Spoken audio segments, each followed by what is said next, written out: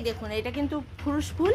তো এই গাছটি কিন্তু আমি রিপোর্টিং করব। তো এই দেখুন আমি কিন্তু এটা 14 ইঞ্চির একটা টব নিয়ে নিয়েছি, যেহেতু বড় গাছ আছে।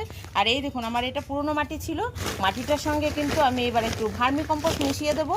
এই দেখুন, এই যে একটু ভার্মি কম্পোস্ট মিশিয়ে দিচ্ছি। এই দেখুন আমার আসলে আমি প্রচুর গাছপালা করি, তো মাটি তো আমার থাকেই।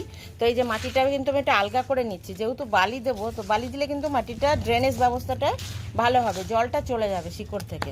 তো আর একটা জিনিস দেবো, সেটা হচ্ছে ফাঙ্গিসাইড।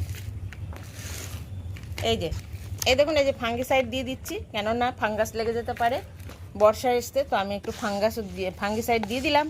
এইভাবে কিন্তু আমরা যে কোনো গাছ লাগাতে পারি। মাটি, গোবর সার অথবা ভার্মি কম্পোস্ট অথবা ফাঙ্গিসাইড, সঙ্গে একটু বালি মিশিয়ে নেবেন 1 মুঠো, তাহলেই কিন্তু ড্রেনেজ ব্যবস্থা ভালো হয়ে যাবে। এবং আমি কিন্তু এই যে টবটা, এবার কিন্তু আমি একটা ছেঁড়া গ্রো ব্যাগ দিয়ে দেবো। এই দেখুন আমার এটা দিলে পরে কিন্তু ছিদ্র তো আছেই টবে, আপনারা জানেন, তবে থাকবেই থাকবে। তো এবার আমি একটু দেবো বালি, হালকা করে একটু বালি দিয়ে দেবো ভেতরটা। এই যে দিয়ে দিলাম বালি, এই দেখুন একটু বালি দিয়ে দিলাম। এইবার মাটিটা দিয়ে দেবো।